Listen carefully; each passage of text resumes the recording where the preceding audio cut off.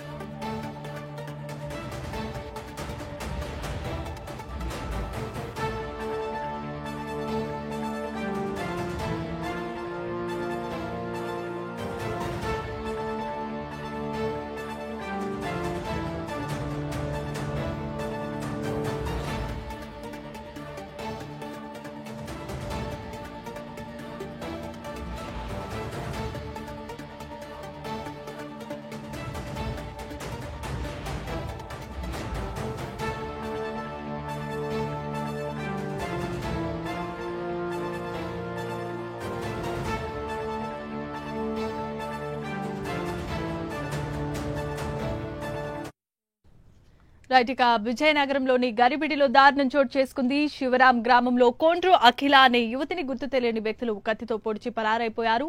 ప్రస్తుతం యువతి పరిస్థితి విషమంగా ఉన్నట్లుగా తెలుస్తోంది. మెరుగైన వైద్యం నిమిత్తం విజయనగరం ప్రభుత్వ ఆసుపత్రికి తరలించారు. ఈ ఘటనపై పోలీసులు కేసు నమోదు చేసి దర్యాప్తు చేపట్టారు.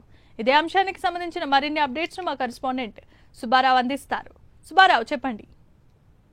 జలిమా విజయనగరం జిల్లాలో గరివిడి మండలంలో దారుణం చోటు చేసుకుంది. శివరాం గ్రామంలో కోండ్రు అఖిల అనే ఒక మహిళపై దారుణంగా గుర్తు తెలియని వ్యక్తులు ఒక వ్యక్తి అయితే దాడి చేశాడు. కత్తిపోట్లకి తీవ్రంగా గాయాలయ్యి ఆ అమ్మాయి అయితే రక్తంతో తడిసి ముద్దయింది. ఆయన పరిస్థితి ఉంది. ఇక్కడి నుంచి ఆమెను హుటాహుటిన అక్కడ గరివిడి పిఎస్టీకి ముందు తరలించారు. అక్కడి నుంచి మెరుగైన వైద్యం కోసం విజయనగరం కేంద్ర ఆసుపత్రికి తరలించారు. ఇదే క్రమంలో పోలీసులు అయితే నిందితుడి కోసం గాలింపు చర్యలు అయితే చేపట్టారు. జలిమా. Right, thanks for the update Subbarao.